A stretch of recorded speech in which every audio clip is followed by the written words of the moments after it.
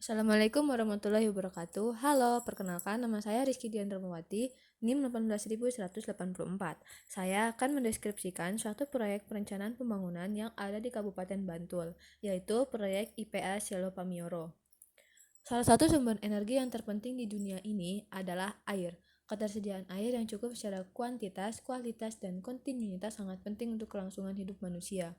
Untuk itu, diperlukan suatu instalasi pengolahan air atau IPA guna menunjang kelancaran distribusi air pada masyarakat. Nah, pada proyek IPA ini terdapat bangunan reservoir di mana bangunan ini adalah tempat penampungan air bersih pada sistem penyediaan air bersih.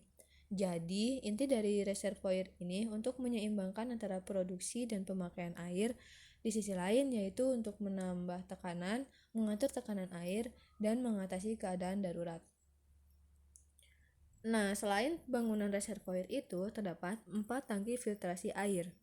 Tangki ini merupakan alat penjernih air sekaligus penyaring air guna mengatasi masalah air seperti kuning, bau, lumpur, kekeruhan, besi, mangan, dan masalah air lainnya.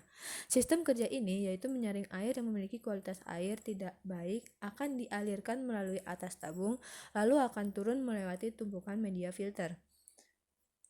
Pada proses ini, media akan menyaring, mengabsorpsi, dan mengikat, bahkan menghilangkan sebagian partikel-partikel padat maupun logam berat yang terdapat pada air. Untuk hasil yang baik, selain ditentukan kualitas media dan penggunaan tabung filter, tentu yang tidak kalah penting adalah sistem instalasi filter itu sendiri.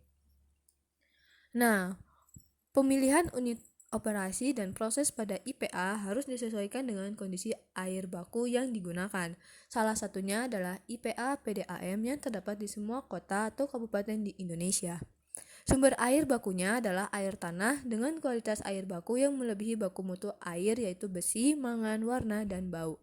Pengertian air bersih yaitu air yang digunakan untuk keperluan sehari-hari dan dapat diminum setelah dimasak. Sedangkan pengertian air minum yaitu air yang melalui proses pengolahan atau tanpa proses pengolahan yang memenuhi syarat kesehatan seperti bakteriologis, kimiawi, radioaktif, dan dapat langsung diminum.